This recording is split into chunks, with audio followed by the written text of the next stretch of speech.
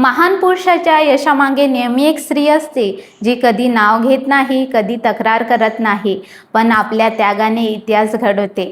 आज आपण बोलणार आहोत अशा एका स्त्रीच्या विषयी, ज्यांनी डॉक्टर बाबासाहेब आंबेडकरांना बाबासाहेब बनविले. त्या होत्या माता रमाई भीमराव आंबेडकर. 7 फेब्रुवारी 1898 रोजी रत्नागिरी जिल्ह्यात वनंद गावात एका गरीब महार कुटुंबात जन्म झाला. एका मुलीचा. तिचे नाव ठेवले गेले रमाबाई.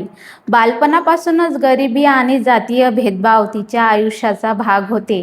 वडील भिक्खू धोत्रे मजुरी करायचे, आई रुक्मिणी घर सांभाळायची. रमाबाईंना कधीच शिक्षणाची संधी मिळाली नाही, पण त्यांच्या मनात होती एक प्रचंड इच्छाशक्ती. वयाच्या अवघ्या 9व्या वर्षी 1906 साली मुंबईच्या भायखळा मार्केटमध्ये एक साधा विवाह सोहळा झाला. वधू होती रमाबाई, वर होते 15 वर्षीय भीमराव आंबेडकर. बाबासाहेब रमाईला प्रेमाने रामू म्हणायचे. लग्नानंतर ते मुंबईत राहायला आले, पण जीवन होते अत्यंत हलाखीचे. एक खोली, भिंत ओली. स्वयंपाकासाठी लाकडे गोळा करावी लागायची. रमाबाई रोज लाकडे विकायच्या, मजुरी करायच्या, तरी घरात अन्नाची टंचाई. भीमराव शिक्षणासाठी झगडत होते. रमाबाईंनी कधीही तक्रार केली नाही. उलट त्या म्हणायच्या, साहेब तुम्ही अभ्यास करा, मी संसार सांभाळते.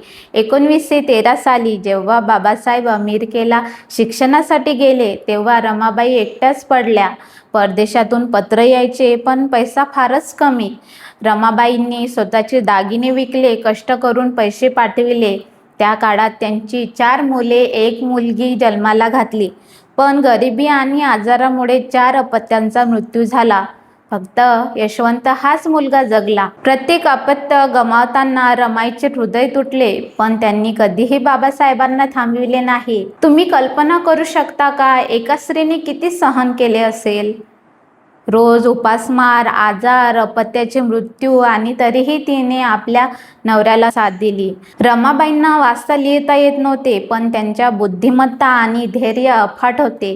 त्या अत्यंत धार्मिक होत्या. रोज उपास करायच्या, विठ्ठलाची भक्ती करायच्या. बाबासाहेब जेव्हा भेदभावाविरुद्ध लढत होते, तेव्हा रमाबाई त्यांच्या पाठीशी खंबीरपणे उभ्या होत्या.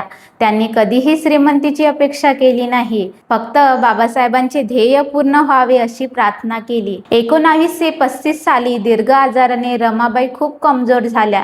क्षयरोग आणि कुपोषणाने त्यांचे शरीर साथ देत नव्हते. 27 मे 1935 रोजी सकाळी 9 वाजता दादरच्या राजगृहात त्यांनी अखेरचा श्वास घेतला. वय होते फक्त 37 वर्ष.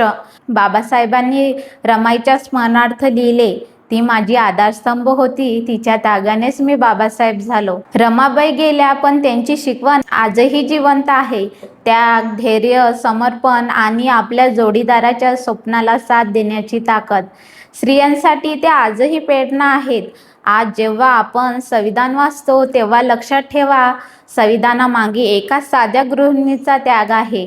रमाबाई आंबेडकरांना, माता रमाईंना कोटी कोटी प्रणाम. ज्या स्त्रिया न बोलता लढतात, त्या खऱ्या क्रांतिकारिणी असतात. जय भीम, जय रमाबाई.